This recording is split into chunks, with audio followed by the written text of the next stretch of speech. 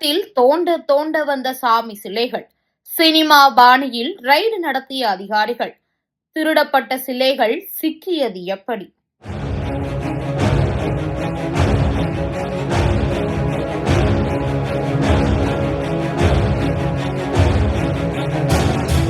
புதுச்சேரி மாநிலம் காரைக்கால் அடுத்த தருமபுரம் கீழத்தெரு பகுதியில் வசித்து வரும் அபிராம சுந்தரம் என்பவரது வீட்டில் சாமி சிலைகள் பதுக்கி வைக்கப்பட்டுள்ளதாக நகர காவல் நிலைய போலீசாருக்கு ரகசிய தகவல் கிடைத்தது.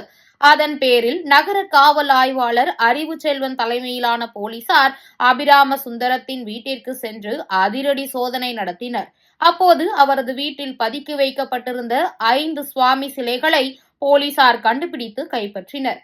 இது தொடர்பாக அபிராம சுந்தரம் மற்றும் அவரோடு இருந்த நாகப்பட்டினம் மாவட்டம் கீழ்வேலூரைச் சேர்ந்த ஷாஜகான் ஆகிய இருவரையும் போலீசார் கைது செய்தனர். மேலும் சிலை கடத்தலுக்கு பயன்படுத்திய ஒரு கார், இருசக்கர வாகனம் மற்றும் இருவரின் செல்போன்களையும் போலீசார் பறிமுதல் செய்தனர். முதற்கட்ட விசாரணையின் போது வீட்டின் தோட்டப்பகுதியில் தோண்டிய போது இந்த சிலைகள் கிடைத்ததாக அபிராம சுந்தரம் கூறினார். ஆனால் போலீசாரின் தீவிர விசாரணையில் இச்சிலைகள் கடந்த மாதம் மயிலாடுதுறை மாவட்டம் மணல்மேடு இலுப்பைப்பட்டு பகுதியில் உள்ள அருள்மிகு ஸ்ரீ நீலகண்டேஸ்வரர் சுவாமி ஆலயத்தில் திருடப்பட்டவை என்பது தெரியவந்தது.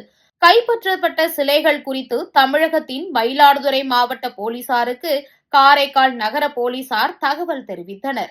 அதனைத் தொடர்ந்து மயிலாடுதுறை போலீசார் மற்றும் ஸ்ரீ நீலகண்டேஸ்வரர் ஆலய நிர்வாகத்தினர் காரைக்கால் வந்து சிலைகளை பார்த்து அவை தங்களது கோவில் சிலைகள்தான் என்பதை உறுதிப்படுத்தினர்.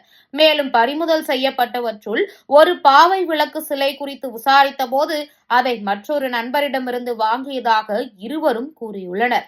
தலைமறைவாக உள்ள அந்த நபரை தனிப்படை போலீசார் தீவிரமாக தேடி வருகின்றனர்.